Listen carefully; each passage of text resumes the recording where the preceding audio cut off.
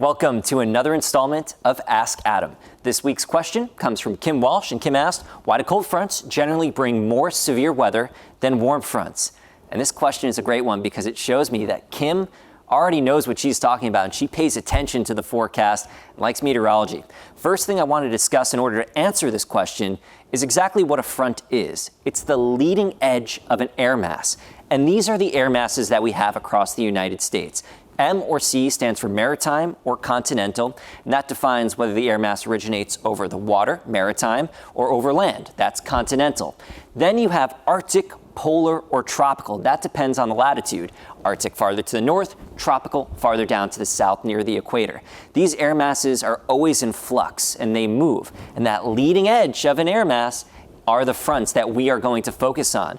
And there's one part in the United States where you have three air masses that continuously tend to run into each other, and it's no coincidence, that is Tornado Alley. Remember, where air masses collide, that's where you have inclement weather. Not many locations all around the planet that have three air masses that come together like this. So Tornado Alley is a special one, not just in the United States, but all across the globe. It is infamous.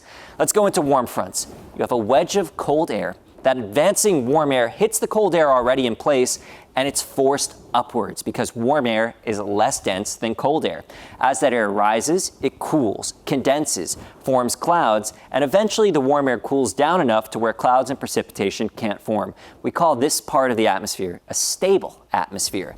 And I want you to notice the slope of this. It's not very steep, it's gradual, and you have spread out clouds over a wide distance. Now, contrast this with a cold front. Now all of a sudden you have warm air in place, the cold front comes marching in, and it forces that warm air up.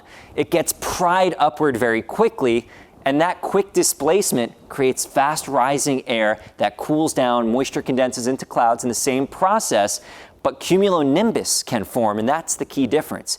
Cumulonimbus clouds are those thunderstorm clouds, and that's why you have more severe weather with cold fronts. Compare this slope, which is more straight up, it's more vertical, and that rising air, that convection is what you need to create thunderstorms and severe weather. So while it's true that cold fronts do produce more severe weather than warm fronts can make it happen in certain situations as well. Great question. Thank you so much, Kim. I hope you always continue to ask questions and stay curious.